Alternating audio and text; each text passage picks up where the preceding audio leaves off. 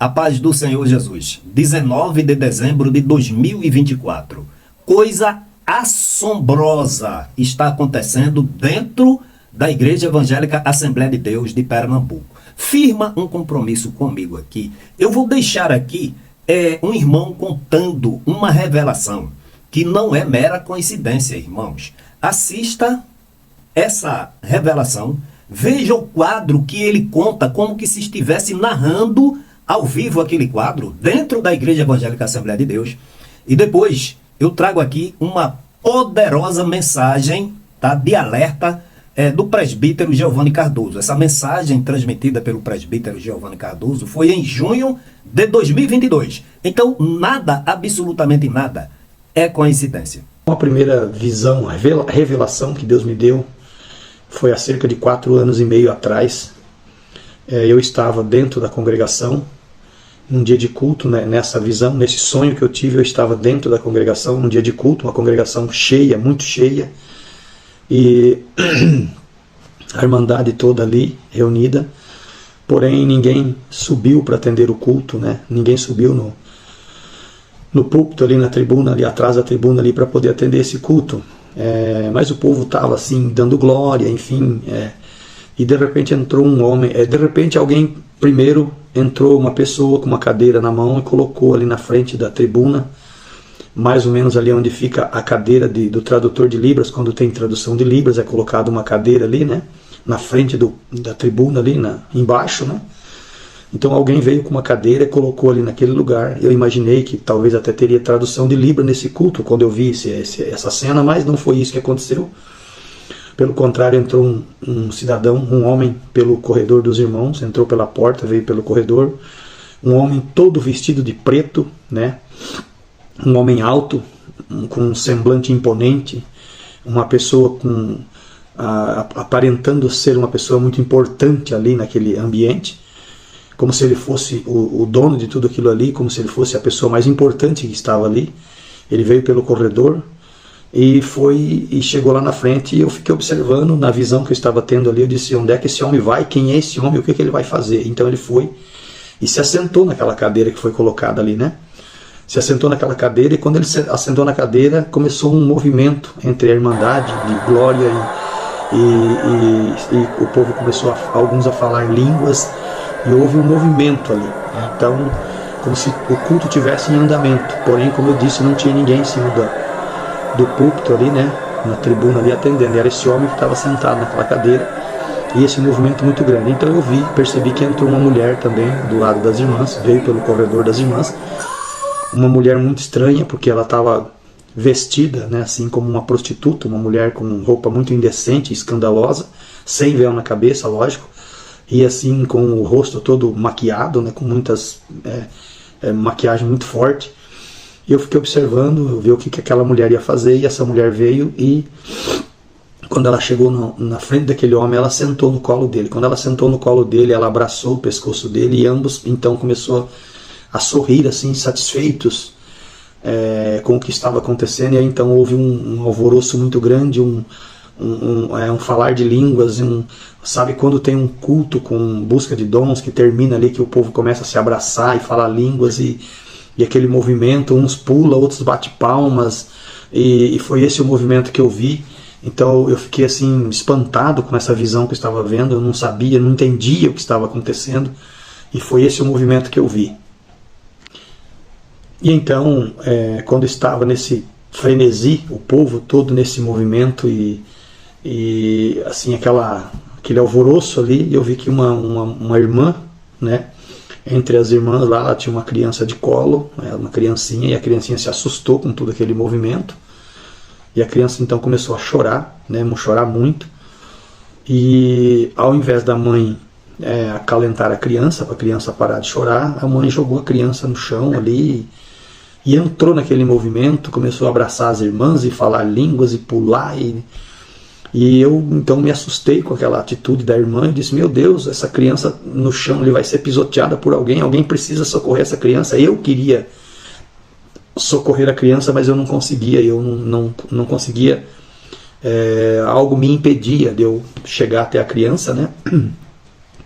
Foi quando então entrou um homem também, Não vi de onde ele veio, mas ele entrou, foi passando pelo meio do povo, não dando muita atenção pelo que estava acontecendo, não entrou junto naquele movimento, ele passou pelo meio do povo ali que estava naquele alvoroço, naquele frenesi ali, e ele foi até aquela criança, pegou a criança no colo, e a criança então parou de chorar, ele acalentou aquela criança, e eu falei, graças a Deus que alguém, né, socorreu a criança. Mas o que me chamou a atenção, que aquele homem estava vestido assim com uma camisa branca, social, e na camisa dele tinha marcas de sujeira, de lutas, como rasgos na camisa. Ele também tinha machucaduras, como se ele tivesse lutado com alguém, caído no chão ali em luta com alguém, né?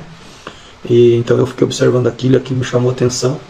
E ele então com aquela criança no colo ali, então eu acordei nesse momento, eu acordei muito desesperado por essa visão que eu tinha visto ali, né? Fiquei muito preocupado, chorei bastante, levantei, orei a Deus.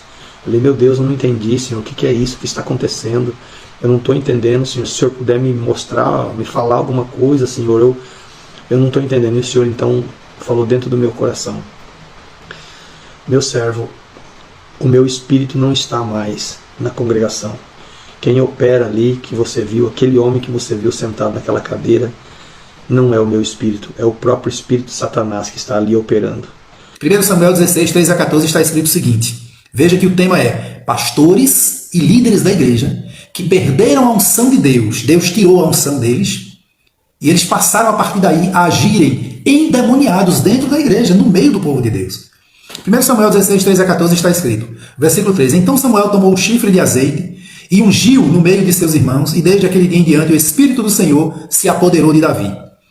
O versículo 14, então Samuel se levantou e voltou a Ramá. O versículo 14 agora. E o Espírito do Senhor se retirou de Saul e atormentava-o um espírito mau da parte do Senhor, que o Senhor permitiu, porque Deus controla o céu, a terra, o inferno, tudo. O diabo só faz e só vai até onde Deus permite. E Deus permitiu que espíritos malignos passassem a atormentar, a dirigir, a orientar a vida de Saul. A partir daquele momento, Saul, que já estava desviado, ficou totalmente desprovido da presença de Deus, da graça de Deus. Pois bem, queridos, esse texto aqui, ele nos mostra que a partir do momento que Deus coloca a unção na vida de alguém, o Espírito de Deus reveste aquela pessoa, passa a morar na vida daquela pessoa. E aquela pessoa, ela passa a ser orientada pelo Espírito Santo de Deus. Se era um homem mau, agora é um homem bom. Se era um mentiroso, agora só fala a verdade. Se praticava iniquidade, anda na retidão.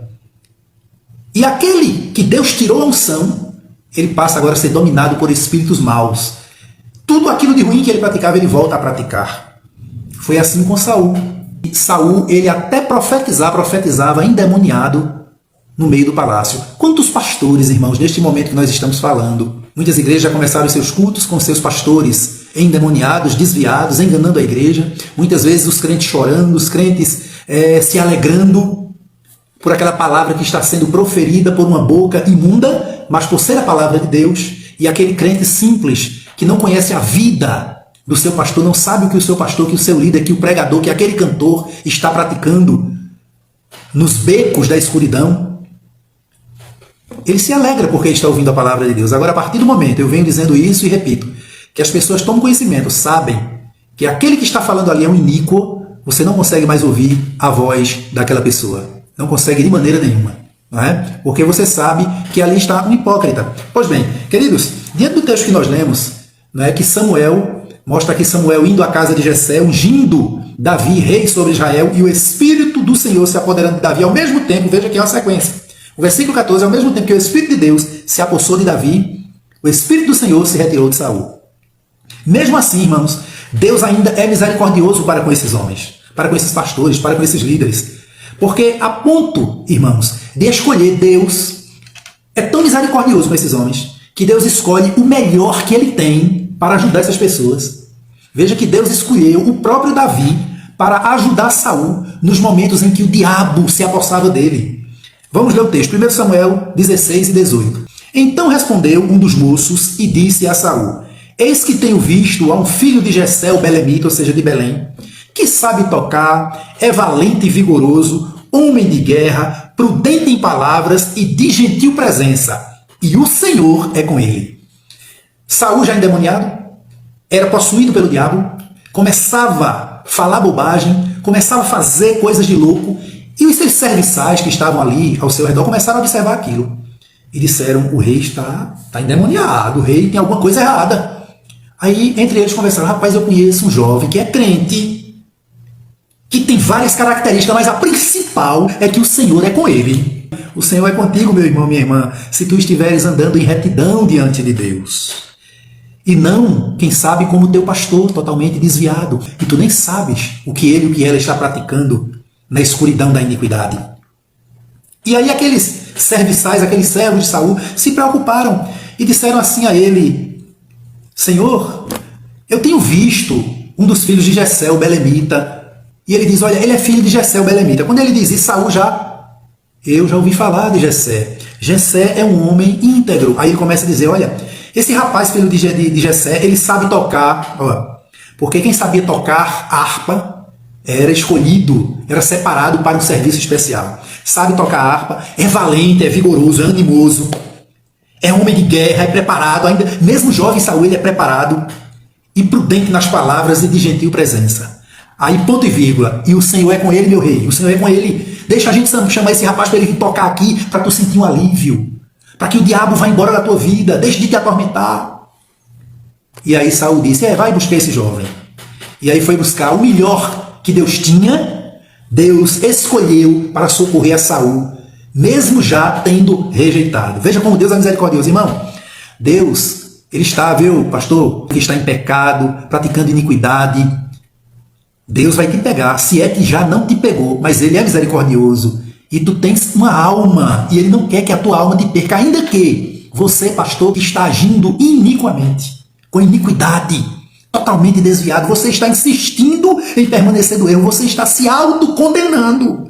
Mas Deus, que é misericordioso, ele tem escolhido o melhor entre os melhores para te ajudar, para te socorrer. Abre os olhos enquanto é tempo, homem. Abre os olhos enquanto é tempo, mulher. Esses pastores e líderes, eles estão tão endemoniados, irmãos, mas tão endemoniados, que o tempo todo eles desprezam e tentam matar aquele que Deus escolheu. Veja, Deus escolhe o melhor para ajudar essas pessoas. E essas pessoas, de tão perversas e tão endemoniadas que estão, elas tentam matar, tentam perseguir, tentam acabar com a vida dos escolhidos de Deus.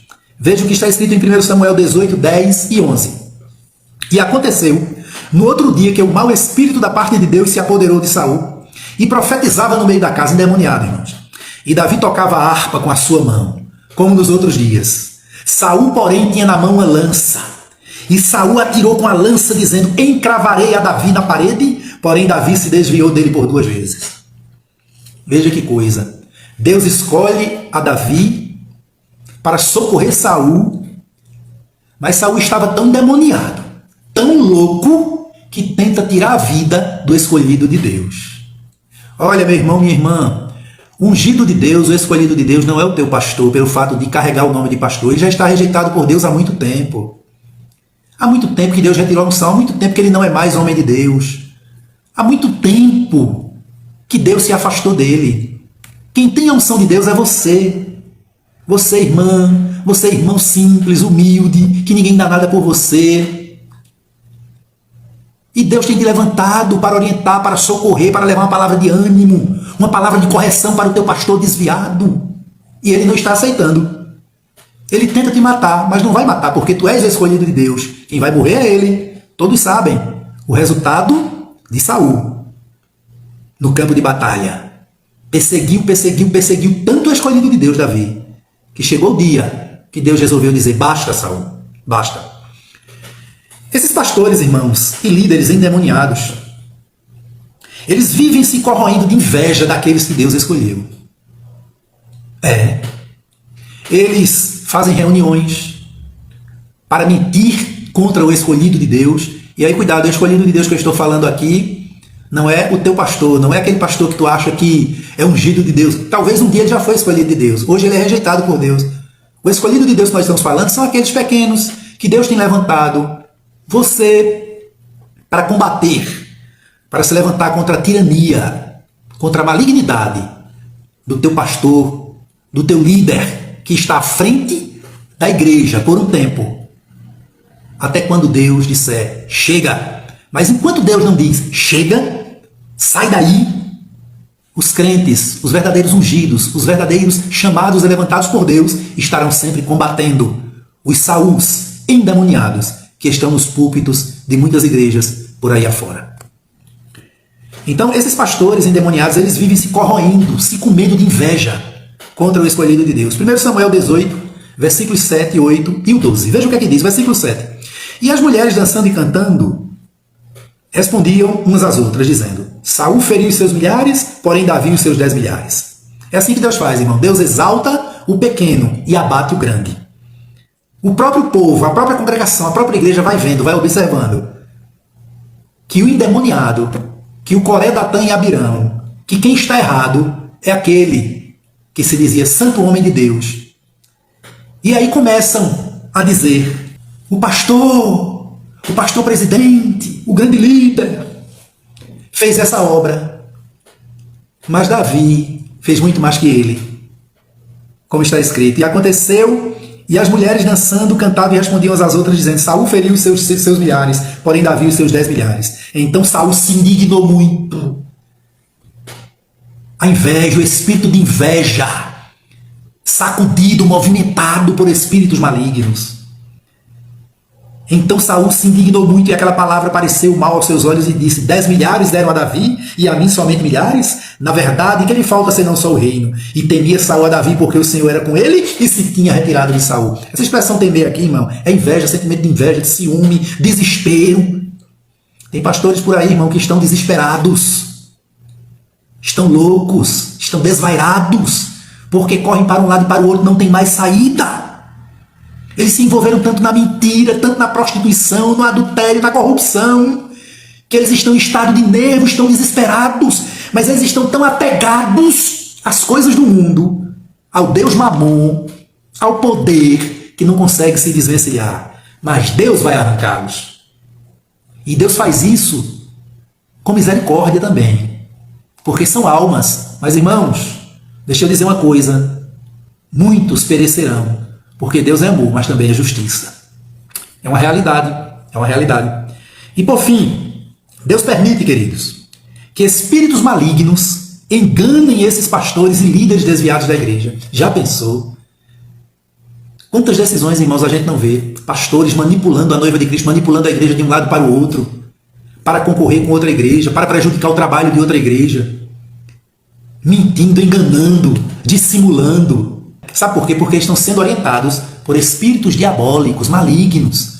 Você vê o semblante desses homens pregando quando estão pregando no púlpito da igreja. Não é? Quem conhece o mínimo de leitura corporal vê claramente que aquelas pessoas estão possessas por espíritos que não vêm de Deus. São permitidos por Deus, que são espíritos malignos. São pessoas que estão na carne, pessoas do semblante descaído, pastores do semblante descaído, homens vis, homens que pegam o texto bíblico e aplicam ao seu bel prazer para humilhar a noiva de Cristo, para escandalizar a igreja do Senhor.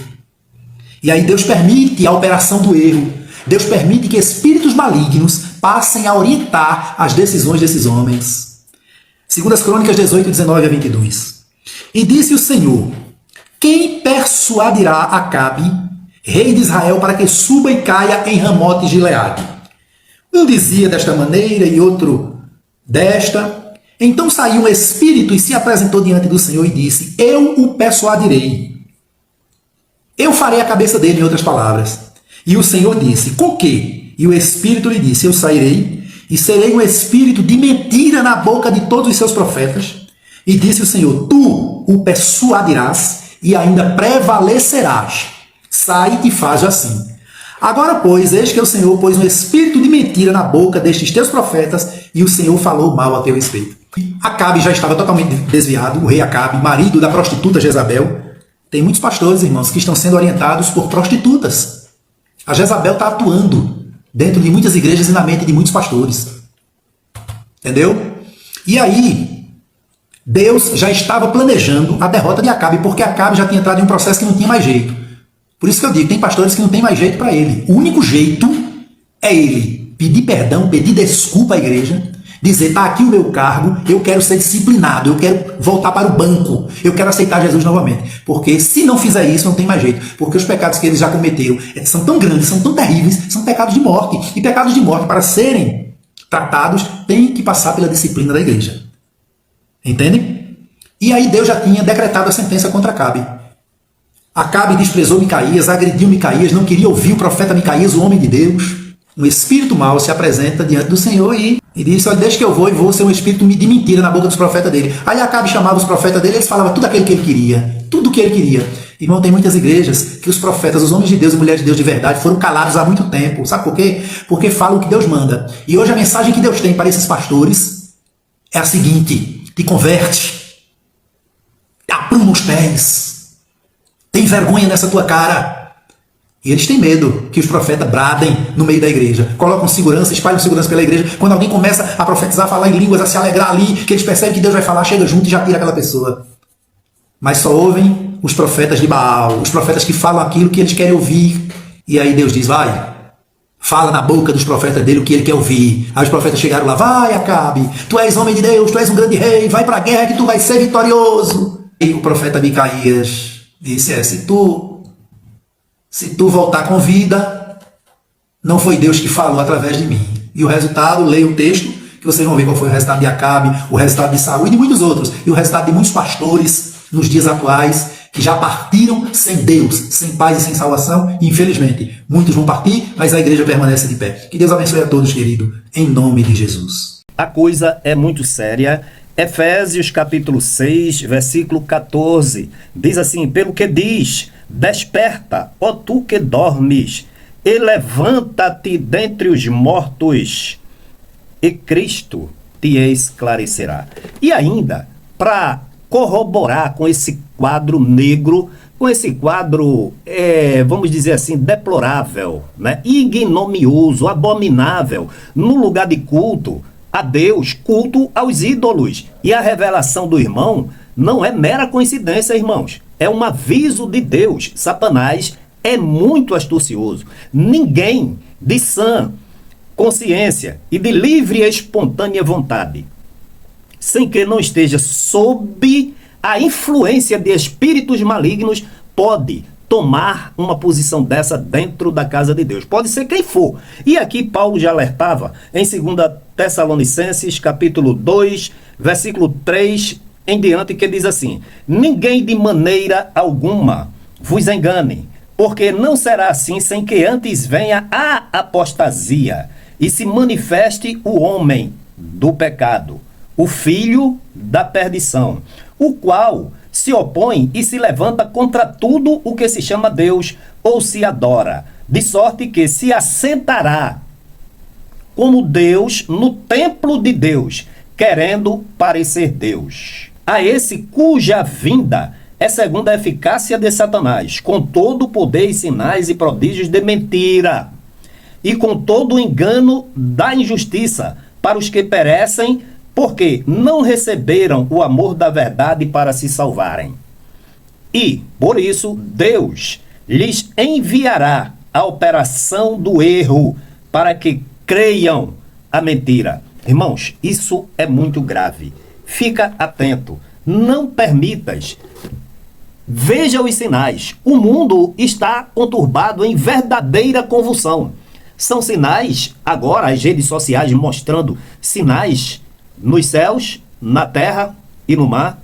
E aqui nós estamos mostrando a iniquidade, a apostasia, o pecado dentro da igreja do Senhor Jesus.